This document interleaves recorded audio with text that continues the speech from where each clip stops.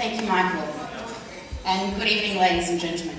It is appropriate before I speak to acknowledge country and pay my respects to the elders, both past and present. It is only natural then to extend my warmest thanks to the Mackillop Foundation for inviting me into the Aboriginal and Torres Strait Islander Scholarship Program. To the Foundation, I'm most sincerely grateful. Anyone that knows me will know that 3-minute speeches and I do not by nature go hand in hand. That said, I'll make an effort to be concise, but hopefully manage to share with you some of my story. If I cry, the tears are real, so excuse me. I was born on Bunjalung country in northern New South Wales and descend from the Wiradjuri people of western New South Wales. I would like to publicly recognise my Maori, Polish, English ancestral roots. I had mostly grown up away from Aboriginal culture and had what one may call a troubled youth, which extended well into my 20s.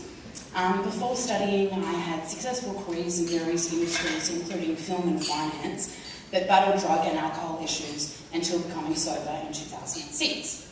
The following year,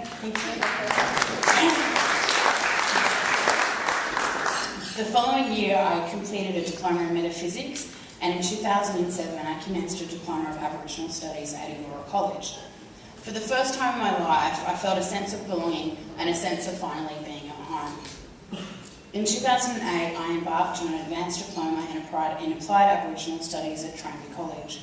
It is safe to say both colleges paved the way for me to enter university. If not academically, it goes without saying politically.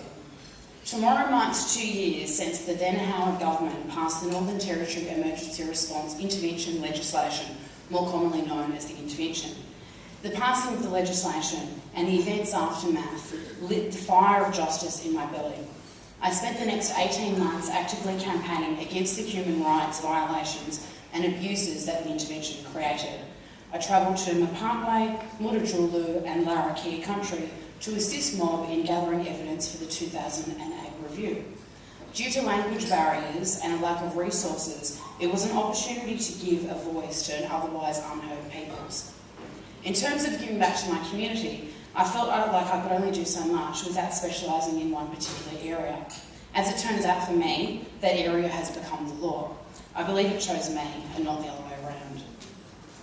I'm proud to say that I've just completed my first semester in my Bachelor of Laws at the University of Technology in Sydney. This would be the appropriate time to thank my tutor Mark Holden, who has accompanied me here this evening, for all of his help and assistance throughout this semester. And Mark, it is true, I could not imagine where I'd be if it was not for you. This is a little story that I'd like to share with you, which at the end of it you'll be able to understand why it is that I included this in my speech. In January of this year, a group of us, Aboriginal and non-Aboriginal activists and students, walked from Kurnell to Canberra, no mean feat, it took 15 days, for the recognition of Aboriginal sovereignty, a nuclear-free world, and to reinstate the Racial Discrimination Act in the Northern Territory. This was one of the most amazing experiences of my life, to walk across country the same way that our ancestors would have. The overwhelming support that we received from passers-by personally gave me a hope of a future in Australia, of seeing the day of reconciliation, living side by side, recognising and respecting our different histories and our different cultures, but also the struggle that we have both endured to eventuate such a realisation. I believe that these communal goals can start to be achieved through such measures as a Bill of Rights, and a series of treaties with individual Aboriginal nations. Something special happened on the walk to Canberra that I would like to share with you tonight. On day 11, or their whereabouts, I think time and day has kind of drifted after day 2, we arrived in Bungendore and we stayed overnight in a church hall. It was comforting, to say the least, to be greeted with pictures of Mary Mackillop hung throughout the hall. As silly as it sounds, I felt as though Mary Mackillop was watching over us and that her spirit was with us. I still have this feeling today. To say where I will be in 10 years is speculative. No doubt an advocate of Aboriginal rights in some form or another. I have been told I will go where I am most useful. I have a feeling it might be in the political arena, so look out, Canberra. Wherever I may end up, it is my lifelong intention to work in uplifting the Aboriginal community. As young people, it is our role to take up where our elders have left off. To improve our communities and and to see to it that our children will not suffer the same health, housing, education and infrastructure issues that plague our communities today. It will be a sweet day when we can see the overrepresentation of Aboriginal people incarcerated and the underrepresentation of Aboriginal people in Parliament balance out. Tomorrow is a National Day of Action and there will be rallies, marches and speak-outs all across the country.